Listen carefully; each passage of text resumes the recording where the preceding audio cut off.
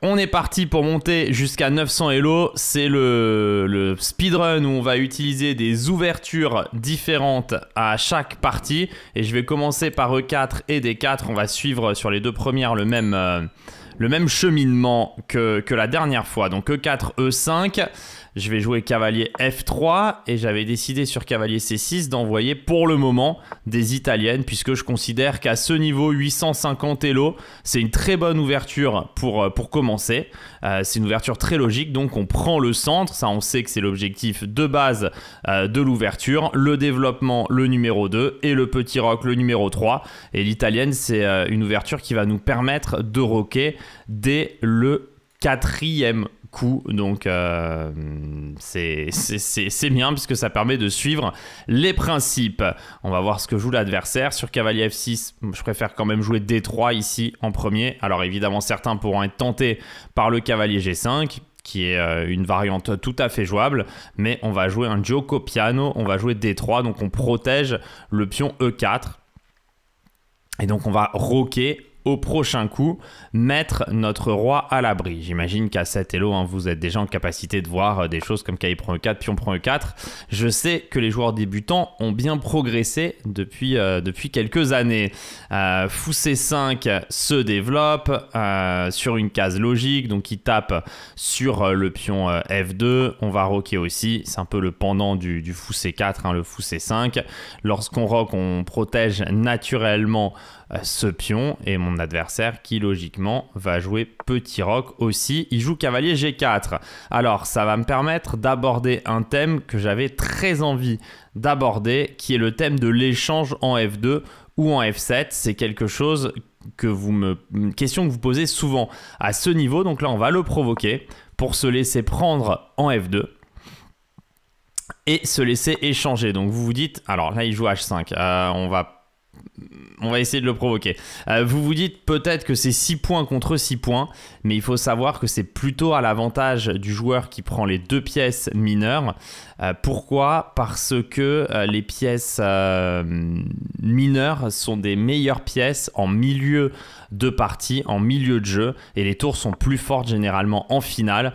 Donc on va pouvoir faire l'écart avec les pièces mineures dans le milieu de jeu. Bon là il fait cavalier D4 et malheureusement il joue n'importe quoi puisque C3 venait contrôler la case, et si j'ai pas pris en G4 c'est parce qu'il aurait pu faire débarquer une dame en H4. Je vais vous montrer juste après. Moi je voulais vraiment avoir ma position et mon échange. Bon, je vais développer en F4 et maintenant je vais venir prendre en G4 et je vais vous montrer pourquoi le piège ne marche pas du tout, parce qu'on va pouvoir mettre le cavalier en H2 et faire fou G3. Bon, c'est une partie bizarre, on va revenir sur les 2-3 petites choses à éclaircir juste après, mais là son attaque ne peut pas passer. On bloque la colonne H et ça va être terminé.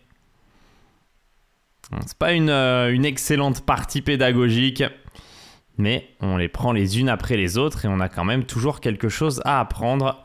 Et dame H4, je vais mettre le fou en G3 pour bien vous illustrer. Et là, il ne pourra pas mater le long de la colonne H.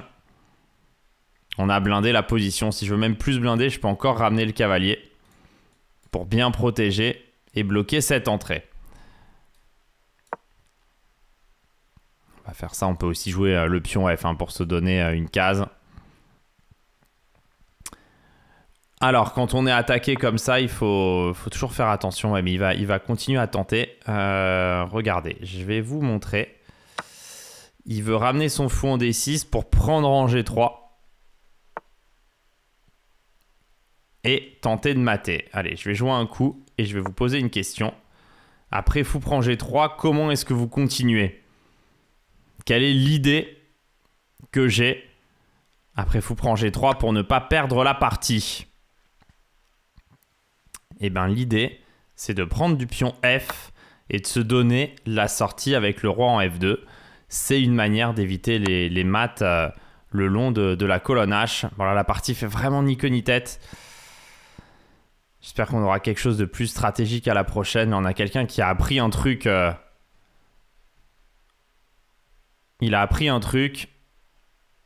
C'est ce mat le long de la colonne H et il veut absolument le forcer. Ça, c'est pas quelque chose à faire. Déjà, c'est pas très bon. Généralement, les échecs, c'est un jeu d'adaptation quand même. Plus on progresse, plus vous progresserez, plus vous verrez que c'est un jeu dans lequel il faut s'adapter.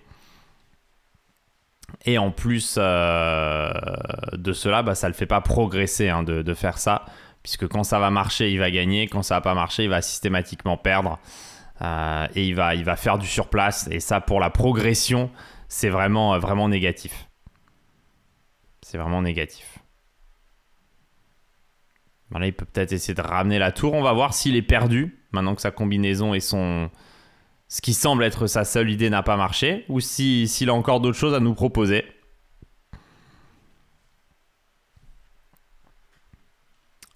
En tout cas, son attaque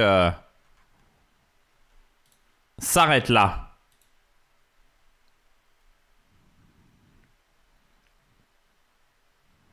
Partie...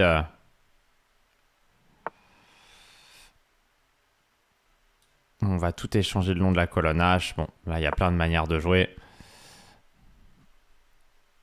On va essayer d'avoir quelque chose de plus... Oh!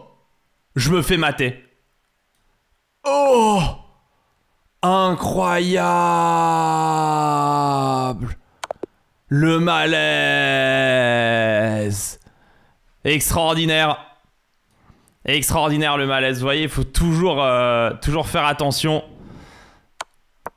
Il faut toujours faire attention. Tour H1, qui est un coup très facile. Et la dame E3, roi F1. Et tour prend H1, échec et mat.